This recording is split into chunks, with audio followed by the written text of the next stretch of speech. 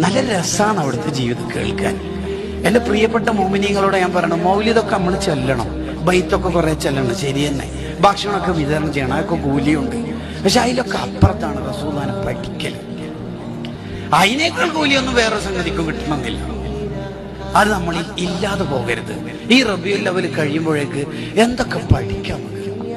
ഒരു ദിവസം ഞങ്ങളോട് നിസ്കാരം കഴിഞ്ഞപ്പോ സ്വഹാബത്ത് ചോദിക്കുന്നുണ്ട്, എന്താ നബിയെ സുജൂദ് എത്ര ലോങ്ങാണ്? നമുക്കെന്നെ എന്തെല്ലോ തോന്നിപ്പോയല്ലോ, തങ്ങൾക്ക് എന്തോ സംഭവിച്ചു പോയോ? അല്ല വഹിയാറ്റ് ഇറങ്ങിന?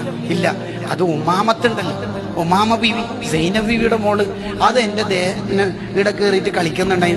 കളിച്ച് തീരട്ടെ എന്ന് വെച്ചിട്ട് സുജൂദ് കുറച്ച് ലോങ് ആക്കിയതാണ്. കുട്ടിക്ക് വേണ്ടി സുജൂദ് ലോങ്, കുട്ടിക്ക് വേണ്ടി നിസ്കാരം ഷോർട്ടും.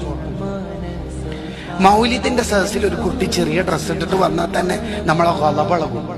എന്താ മഹബത്തല്ലേ അല്ലേ? ശരിക്കും പറഞ്ഞ റസൂലുള്ളാഹിനോടുള്ള മഹബത്ത് എന്ന് പറഞ്ഞാൽ റസൂലുള്ളാഹിന്റെ സ്വഭാവം നമ്മളെ ജീവിതത്തിൽ ഉണ്ടാവുക എന്നുള്ളതാണ്.